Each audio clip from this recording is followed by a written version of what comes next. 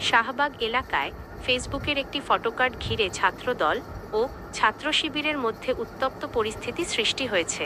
বৃহস্পতিবার 23শে এপ্রিল সন্ধ্যার পর দুই পক্ষের নেতাকর্মীদের মুখোমুখি অবস্থানে উত্তেজনা ছড়িয়ে পড়ে। এই সময় ছাত্র শিবিরের কয়েকজন নেতাকর্মী মারধরের শিকার হয়েছেন বলে অভিযোগ উঠেছে ছাত্রদলের বিরুদ্ধে। পরে ছাত্রদলের সভাপতি রাকিবুল ইসলাম রাকিব ও ছাত্র শিবির নেতা সাদিক কায়েম ঘটনাস্থলে পৌঁছালে পরিস্থিতি আরও উত্তপ্ত হয়ে ওঠে। হামলার মুখে কয়েকজন নেতা শাহবাগ থানায় আশ্রয় নেন। ঘটনার সূত্রপাত হয় প্রধানমন্ত্রীর মেয়ে জাইমা রহমানকে নিয়ে একটি ফটোকার্ড ফেসবুকে ছড়িয়ে পড়াকে কেন্দ্র করে। এ ঘটনার পর সন্ধ্যায় শাহবাগে অবস্থান নেন ছাত্রদলের নেতাকর্মীরা। এ সময় তারা শিবিরের বিরুদ্ধে নানা স্লোগান দেন।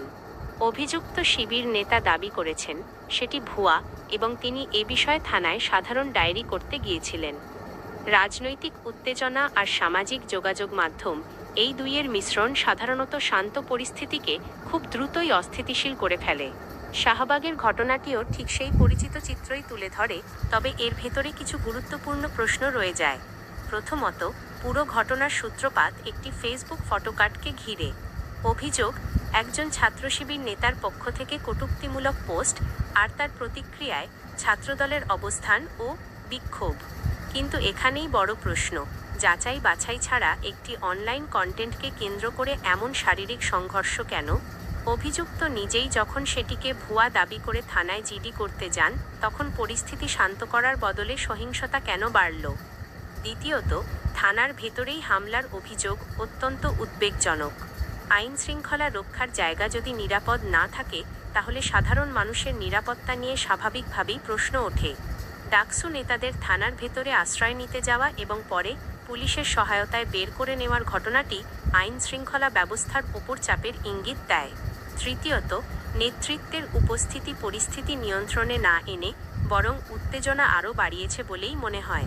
কেন্দ্রীয় পর্যায়ের নেতারা ঘটনাস্থলে আসার পরও যদি উত্তেজনা প্রশমিত না হয়ে থাকে, তাহলে সেটি রাজনৈতিক সংস্কৃতির একটি বড় দুর্বলতা নির্দেশ করে, সংলাপের চেয়ে শক্তি প্রদর্শনকে অগ্রাধিকার দেওয়া। সবচেয়ে গুরুত্বপূর্ণ বিষয় হল, সামাজিক যোগাযোগ মাধ্যম এখন রাজনৈতিক সংঘাতের নতুন ট্রিগার হয়ে উঠছে। যাচাইহীন কন্টেন্ট, গুজব বা ইচ্ছাকৃত প্রোপাগান্ডা সবকিছু মিলিয়ে বাস্তব জগতে সহিংসতা ছড়িয়ে পড়ছে খুব সহজেই।